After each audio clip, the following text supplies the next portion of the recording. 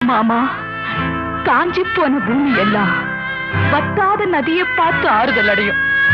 அந்த நதியே காஞ்சி போயிட்டா துன்பப்படுறவங்க எல்லாம் அவங்க கவலைய தெய்வத்துக்கிட்ட முறையிடுவாங்க. ஆனா தெய்வமே கலங்கி நின்னா அந்த தெய்வத்துக்கு யாரால ஆறுதல் சொல்ல முடியும்? தானாடவில்லை அம்மா, சதையாடுது. அது தந்தை என்றும் பிள்ளை என்றும் விளையாடுது.